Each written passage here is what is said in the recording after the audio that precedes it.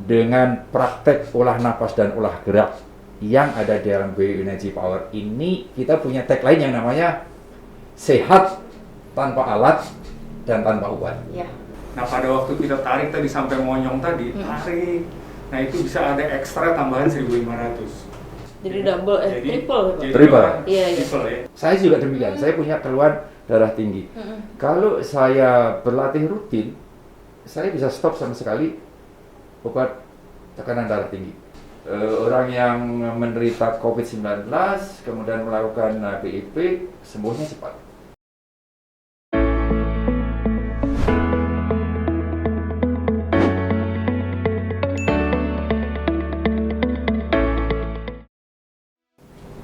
Halo, selamat pagi Sobat Farmers. Balik lagi di podcast Farmslog. Pagi ini kita akan berbincang-bincang dengan topik yang sangat menarik, yaitu Bioenergy Power. Dan kita akan berbincang bersama Bapak Hari Witono dan Bapak Cecep Fatoni. Beliau adalah pelatih senior Bioenergy Power. Selamat pagi Bapak. Pagi Dinda. Ya, apa kabar Bapak? Luar biasa. Alhamdulillah. Iya, langsung aja ke topiknya ya Pak. Sebenarnya Bioenergy Power itu boleh dijelaskan secara singkat dan jelas, Pak? Baik, Bioenergy Power adalah perpaduan antara olah nafas dan olah gerak yang kemudian dari sana dihasilkan suatu energi yang akan dimanfaatkan tubuh untuk kebutuhannya. Di antaranya adalah untuk menjadi sehat dan menyehatkan bagi yang sakit. Tetapi ada prasyarat ya, bahwa Bioenergy Power ini bisa efektif, harus diawali dengan pola pikir yang positif, kemudian pola makan yang seimbang dan sehat. Oke. Saya tambahkan bagaimana Bioenergy Power ini bisa meningkatkan energi. Jadi pada dasarnya ini adalah olah nafas. Jadi memaksimalkan oksigen yang kita hirup dengan cara latihan ini, maka dengan oksigen yang maksimal ini terjadi oksidasi yang maksimal. Ya. Dan oksidasi itu menghasilkan energi yang maksimal. Jadi itu dasarnya adalah olah nafas, memaksimalkan oksigen yang kita hirup. Oke, berarti Bioenergy ini kayak pengaturan pola nafas lebih kurang ya Pak ya? Dan olah gerak juga. Oke, kan ada juga beberapa praktek olahraga yang memiliki unsur pernafasan nih Pak. Bedanya apa sih Pak Bioenergy ini dengan teknik pernafasan lainnya seperti Satria Nusantara atau yoga? Bedanya apa Kak kira-kira? Pada dasarnya olah nafasnya sama. Jadi menghirup napas, ya, menghirup udara sebanyak-banyaknya, kemudian diekstrak oksigennya. Oksigen itu yang digunakan untuk oksidasi, seperti tadi sudah dijelaskan. Tetapi dalam Bioenergy Power itu ada komponen gerakan. Jadi gerakan itu terdiri dari gerakan tulang belakang atau spine dan gerakan tangan, di mana nanti gerakan tangan ini akan menstimulasi pusat-pusat energi yang ada di dalam tubuh. Di sanalah sebenarnya perbedaan antara olahraga pernapasan yang lain, di mana Bioenergy ini dipadukan dengan olah gerak yang bertujuan menstimulasi pusat-pusat energi. Oke. Dan gerakan itu menstimulasi sehingga kerja hormon dan enzim itu menjadi maksimal. Karena di dalam oksidasi itu dibutuhkan juga selain oksigen dan karbohidrat, juga butuh katalisator yang berupa enzim dan hormon. Nah, gerakan-gerakan itu menstimulasi sekresi hormon dan enzim sehingga kembali lagi oksidasi menjadi semakin optimal. Iya, apalagi lagi pandemi COVID kayak gini kan, banyak orang yang ngalami susah napas mungkin ya Pak ya. Betul. Jadi emang penting banget sih. Terus kalau dari BEP-nya sendiri, apa sih yang mendasari ada namanya Bioenergy ini Pak? Filosofinya bisa diceritakan nggak Pak? Filosofi dasar atau utama dari Bioenergy ini adalah sebenarnya natural ya. Jadi self healing atau kemampuan tubuh untuk menyembuhkan dirinya sendiri. Jadi bagaimana bisa sembuh dengan sendirinya di dalam tubuh, karena tadi sudah dijelaskan adanya energi yang terbentuk dari hasil oksidasi yang optimal berkat adanya kelimpahan oksigen dari hasil olah nafas. Jadi outputnya adalah dengan energi yang cukup tadi, metabolisme menjadi optimal, sehingga pembentukan sel juga menjadi sempurna ya di seluruh tubuh, dan dengan demikian maka tubuh menjadi bisa mempertahankan imunitas ya, karena tadi energi cukup, kemudian sekresi hormon dan enzim yang dibutuhkan untuk oksidasi juga cukup. Nah, dengan demikian maka pada saat metabolisme ini menjadi semakin baik, itu yang namanya sel yang rusak itu juga bisa tergantikan dengan sempurna. Nah, itulah kenapa lalu orang akan menjadi tetap bugar dan sehat karena latihan rutin bioenergy power. Oke, gitu kan maksudnya ada nggak sih trik khusus atau alat khusus, mungkin pakai alat atau apa dari si bioenergy ini, Pak? Ini sebenarnya yang menjadi kelebihan ya, bioenergy power ini dalam masa pandemi di mana kita banyak dibatasi. Betul. Tidak boleh keluar rumah, tidak boleh saling berkerumun dan sebagainya.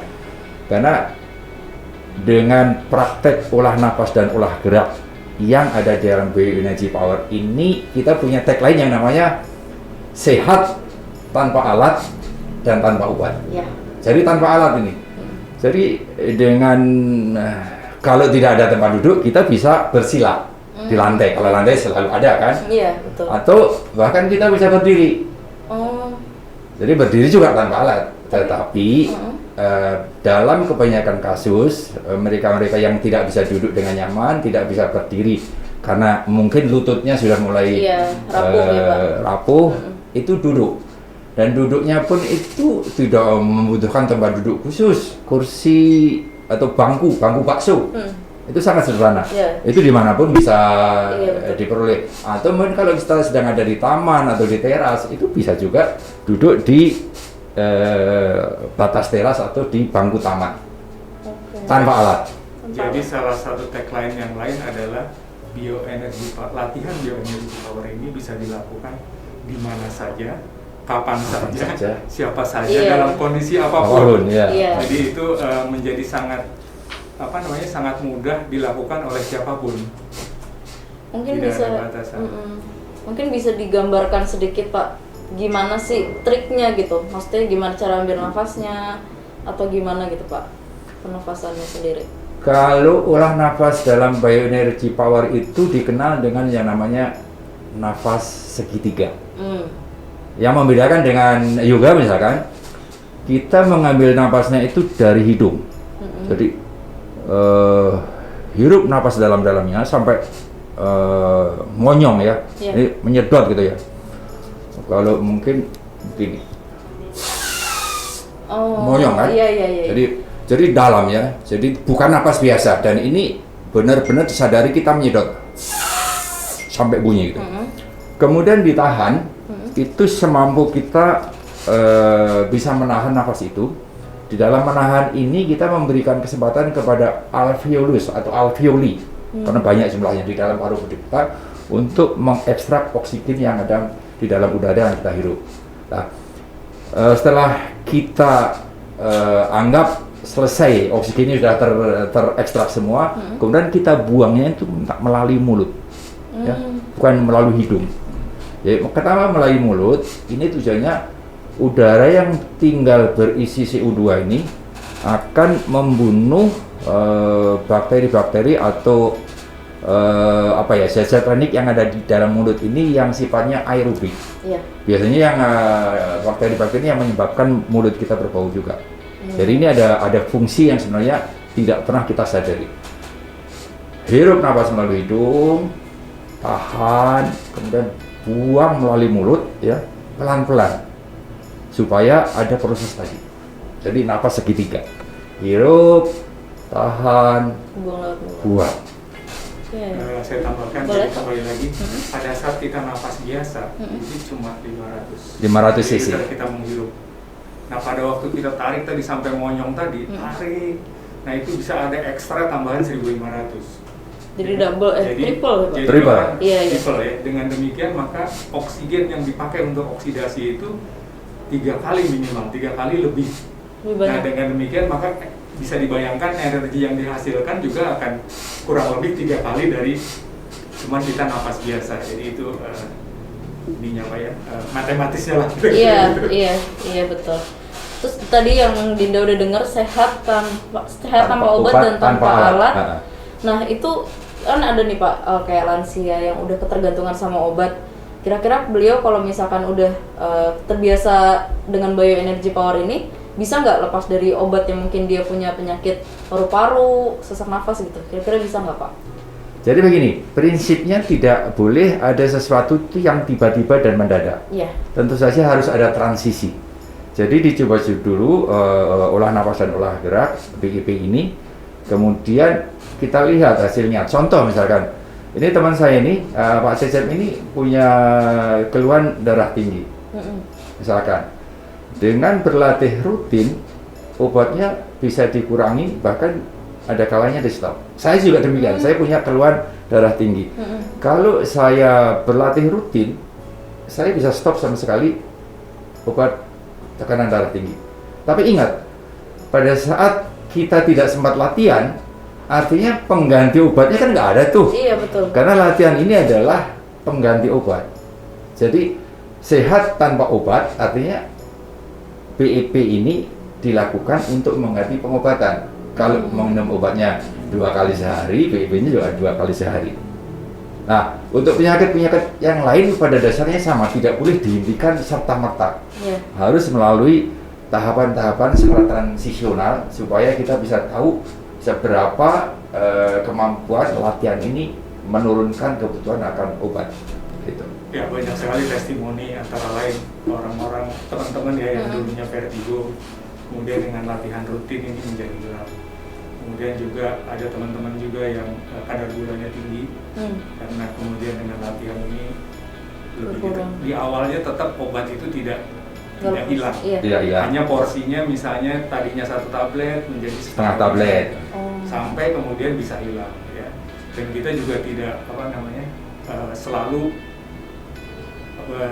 sejalan dengan apa yang disarankan oleh dokter. Kalau dokter menyarankan tetap obatnya ya tetap, tetapi kalau sudah hasil labnya membaik ya itu boleh di stop kan. Jadi tidak serta-merta kita juga oke, stop, enggak, tetap konsultasi dengan dokter.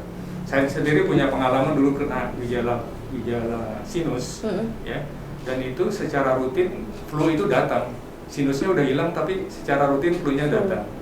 Nah sebelum saya ikuti latihan bioenergy power, biasanya kalau flu datang itu terus batuk, terus panas. Iya, betul. Nah, setelah saya ikut latihan, flu-nya tetap datang, tapi 2-3 hari itu hilang, nggak sampai batuk, nggak sampai badan panas, tanpa obat ya.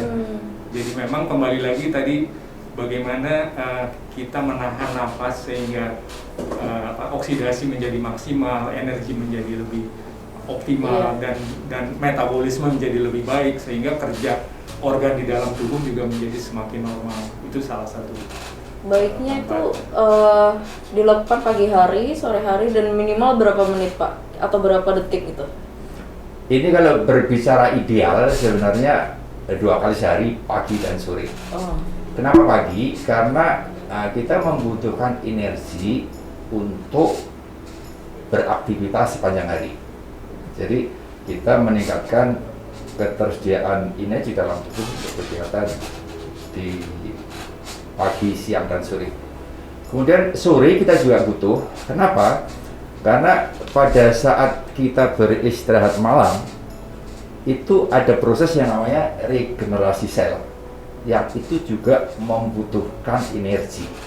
Jadi kalau dalam tubuh kita cukup energi di waktu malam pada saat proses regenerasi sel, maka sel baru yang dihasilkan itu akan jauh lebih bagus dan lebih sehat. Sehingga ini masih kadang-kadang ada kontroversi, oh saya kalau latihan sore nggak bisa tidur. Itu sebenarnya di mindsetnya. Pada saat energinya itu dialirkan ke otak semua, ke kepala semua, ya jadinya nggak bisa tidur. Tapi kalau mindset kita, energi menyebarlah ke seluruh tubuh untuk meregenerasi sel.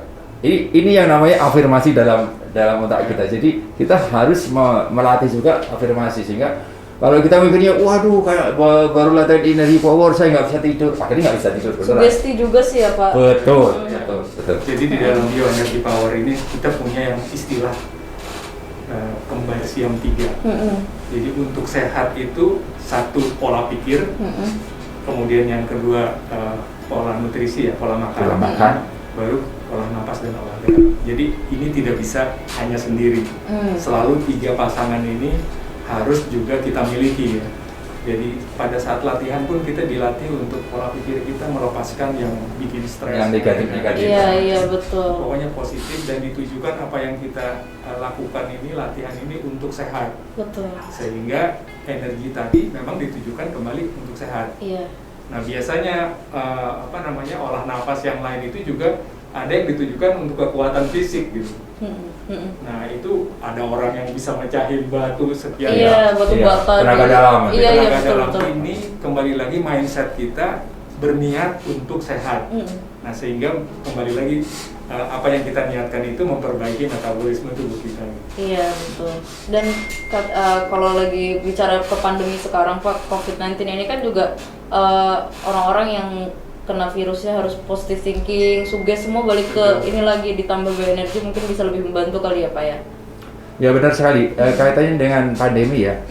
Tadi kita katakan dari awal bahwa latihan bioenergi power ini akan meningkatkan ketersediaan energi di dalam tubuh. Nah, kalau sudah energi berlimpah di dalam tubuh, itu ciri-cirinya. Nomor 1, orang yang sakit akan menjadi segera sembuh. Karena prinsipnya self healing. Iya betul. Bagaimana orang yang sehat? Perlu latihan apa tidak? Oh perlu, karena orang sehat itu belum tentu bugar. Betul. Sehat itu kadang-kadang kriterianya mungkin dokternya, oh hasil labnya begini-begini, oh ini nggak ada penyakit, sehat. Tapi kondisinya masih loyo kayak badan. Lah, kalau latihan bioenergy power itu akan menjadikan orang itu bugar. Sehat itu di bawah level bugar. Kalau orang udah bugar itu menjadi segalanya menjadi enak gitu ya. Iya. Jadi kembali ke pertanyaan tadi, sebaiknya kapan sih sekali ya? Nah ini idealnya 2 kali dalam selang 12 jam. Karena dalam 1 kali kita latihan itu energi yang kita himpun itu bertahan sampai 12 jam ke depan. Nah, cuman kepentingannya tadi yang sudah dijelaskan. Pada saat pagi untuk kepentingan aktivitas kita bekerja, pada saat sore 12 jam kemudian itu untuk kepentingan betul-betul regenerasi sel. Metabolisme menjadi lebih baik ya. Berarti ini aman ya Pak untuk semua umur ya Pak? Sangat aman, karena yang namanya energi itu sebenarnya tidak punya efek samping. Betul. Hanya memang pola pikirnya harus benar. Jangan karena kelebihan energi kemudian nanti digunakan untuk hal-hal yang misalkan terus begadang sepanjang malam. Bisa ini. Bioenergy power bisa menyebabkan orang bugar, segar, bisa begadang sepanjang malam. Tapi bukan itu. Enggak begadang juga sih Pak. Iya. Kalau dikaitkan dengan pandemi, kita selalu dengar ya nasihat dari para dokter pulmonologi terutama paru-paru. Salah satu sarannya adalah tarik nafas. Olahraga pernapasan pada dasarnya. Jadi memang tarik nafas, tahan, buang itu hampir semua ya di di klinik atau termasuk di tempat isoman segala macam itu. Saran dari dokter itu adalah yang harus dilakukan. Tarik nafas, dan bioenergy power sudah jauh lebih dulu kita melakukan itu dan sekarang menjadi sangat tepat gitu. Dilaksanakan oleh masyarakat. Baik yang sudah terpapar maupun yang belum untuk mencegah. Jaga kondisi juga ya Pak ya. Kalau dikombinasiin sama olahraga lain bisa nggak nih Pak? Contohnya kayak aerobik gitu, si bioenergi ini. Begini, jadi olahraga itu tujuannya bermacam-macam. Kalau bioenergy power tadi kan kita katakan tujuannya adalah untuk memperbesar inersi yang ada di dalam tubuh yang kepentingannya untuk self healing, ya, untuk regenerasi sel dan sebagainya. Sedangkan olahraga yang lain itu tujuannya terutama adalah exercise untuk otot-otot, aerobik misalkan.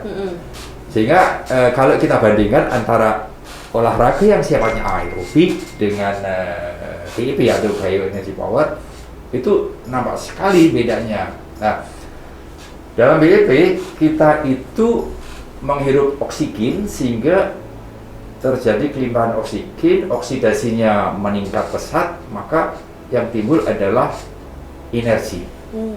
Kalau dalam aerobik atau olahraga yang membutuhkan tenaga, misalnya lari lah, itu yang terjadi adalah kita butuh energi untuk bergerak. Untuk olahraga, betul. Sehingga kita bernapas menghirup oksigen itu dalam rangka untuk memastikan oksidasinya berjalan sehingga inersinya terbentuk. Betul. Berbeda. Iya, beda. Sehingga kalau kita semua udah pasti tahu lah, kalau kita olahraga aerobik pasti terengah-engah.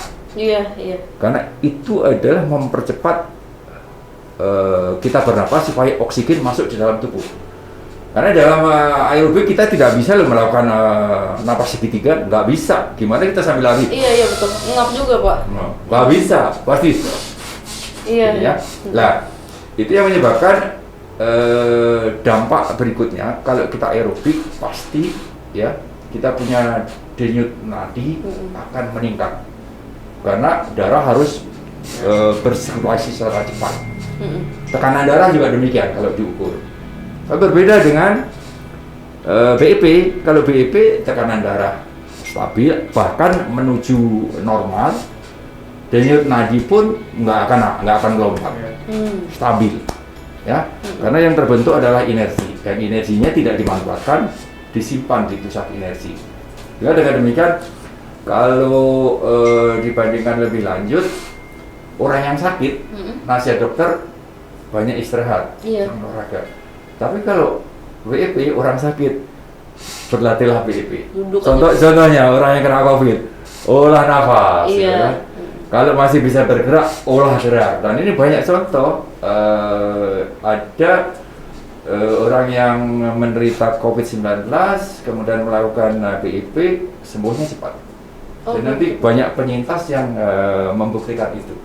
Ya. Nah, aerobik itu mengkonsumsi energi. Ya. Sehingga kalau dia nafasnya sampai terengah-engah nggak cukup, defisit bahkan gitu ya. Nah, sehingga memang memaksakan tubuh memaksakan diri dengan bernafas yang lebih cepat gitu ya. Nah, tujuannya tadi berbeda. Satu menghimpun energi untuk perbaikan sel, untuk kerja, sedangkan aerobik itu untuk salah satunya adalah body mass ya. Nah, sehingga kalau ditanyakan apakah bisa kombinasi, disarankan justru dua-duanya dilakukan. Iya, gitu. Harus kombinasi. Saya pagi bioenergy power, saya setelah itu saya goes. Naik sepeda. Oh, berarti bisa melatih juga buat prepare buat olahraga ya, Pak? Iya. Bioenergy baru aerobik. Bahkan setelah kita latihan bioenergy power, energi kita cukup banyak. Pada waktu kita olahraga itu jauh lebih ringan gitu. Saya membuktikan itu. Kalau saya langsung pagi-pagi langsung goes ya, dengan setelah BEP baru goes itu beda sekali. Jadi akan jauh lebih kita lebih punya power karena energi kita cukup. Kemudian heart rate juga bisa lebih terkontrol gitu ya. Jadi karena kan kalau udah seumur kita apa sih yang dilihat? Kalau mengikuti nafsu bisa sampai heart rate-nya melebihi batas gitu kan. Betul. Nah, itu bisa jauh lebih terkontrol gitu. Jadi nggak cepet capek ya, Pak? Iya. Iya. Ini bukti yang nyata ya. Kalau kita aerobik, selesai aerobik biasanya kita perlu yang namanya cooling down. Iya, betul. Kita masih berkeringat ya, masih terengah-engah. Itu adalah ciri-ciri defisit energi. Kita masih terengah-engah karena energi kita masih defisit sehingga badan secara otomatis minta oksigen itu disuplai lebih banyak. Keringat masih belum berhenti, jadi nggak boleh mandi kan, nunggu keringatnya berhenti dulu. Beda dengan BEP. BEP itu kita juga berkeringat karena oksidasi itu salah satunya menghasilkan air dalam bentuk bisa keringat bisa urin tergantung suhu ruangan. Nah, keringat itu serta-merta berhenti pada saat kita selesai berlatih. Karena begitu kita selesai berlatih, nggak terjadi apa-apa karena energi yang sudah tersimpan yang di sana dan kita tidak butuh tambahan oksigen lagi. Sehingga nggak ada ceritanya terengah-engah, nggak ada ceritanya harus cooling down setelah BEP. Itu perbedaannya yang sangat nyata. Mbak Dinda bisa buktikan itu dengan sangat mudah itu membuktikan. Mungkin sambil jemur pagi gitu bisa ya, Pak ya? Oh iya, sangat bisa, Iya kan? sangat bisa. Saya melakukan itu. Tiap pagi Pak. Langsung Iya. aja buka kaos. Iya. Sambil jemur ya, Pak. Kalau sendirian BEP sambil berjemur, wah itu jauh lebih sehat itu. Iya, sambil kena matahari ya Pak. Iya. Ini BP ini udah dari kapan sih Pak? Udah tercetus dari kapan? Kalau berbicara histori sebenarnya dari tahun 90-an. 90-an. Jadi almarhum Hari Jawa Hari Hangga sebagai kreator itu dari tahun 90-an melakukan upaya penggalian ini bersama teman-temannya di Fakultas Kedokteran Unpad ya. Unpad sama Rumah Sakit Hasan Sadikin. Ya, Rumah Sakit Hasan Sadikin. Jadi dikembangkan. Kemudian tahun awal 2000-an mulai disebarkan, tetapi masih door to door ya. Iya. Jadi beliau sebagai pelatih berkeliling. Baru ini sebenarnya boomingnya di tahun 2016 pada saat tahun itu pertama kali dilakukan yang namanya training of trainer. Jadi si kreator ini memanggil